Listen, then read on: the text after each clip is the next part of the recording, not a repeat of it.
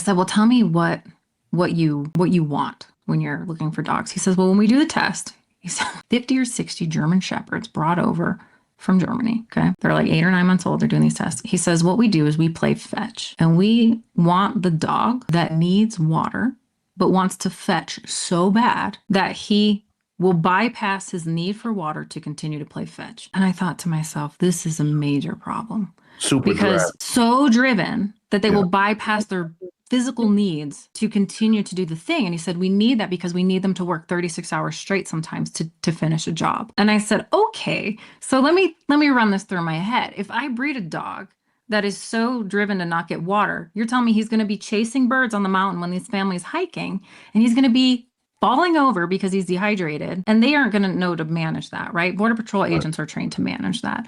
And so you're now at a split. How do you breed a dog that's this driven and then is just perfectly fine in a family? Like, that's hard to do.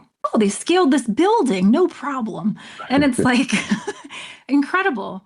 But what do you think that dog's going to do when you're busy on your computer for 3 hours? It's going to be on your roof when you get off of work. Like, that's Yeah, right. potentially a problem. But you have to pick what is your priority. What I find for most people who are breeding working dogs and successfully placing them in regular family homes, the work either completely aligns with the family. So when families have hard time with a working dog at home, it's because the dog's drives are not met. And the lifestyle of the family has to meet those drives in order for it to work for the dog. Otherwise, you'll have what's called like drive leakage, right? Where my dogs get anxious and anxiety. Other dogs try to take control and they can get a little bitey, or my Right. bird dogs, what made them so successful in bird dog training? And this seems so counterintuitive. My dogs, I noticed those 4 dogs that got returned had too much drive for the families, right?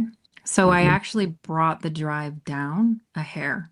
Instead of being like 90% on the scale, I brought them down to about 75. And that little reduction in drive, while at the same time selecting for their orientation towards people. So now the dog still loves birds, but he loves hanging out with you. And when you're like, we get to go hunting together, he's like, my 2 favorite things. And so Yeah. when you take them out to training, they already know to find birds, and then you're just teaching them how to do it with you. And that's what makes them so easy to train. So I think the breeders who have working dogs that have figured it out are finding families that understand drive, understand how to manage the drive. And then they've also created a dog that likes people and wants to be part of that family.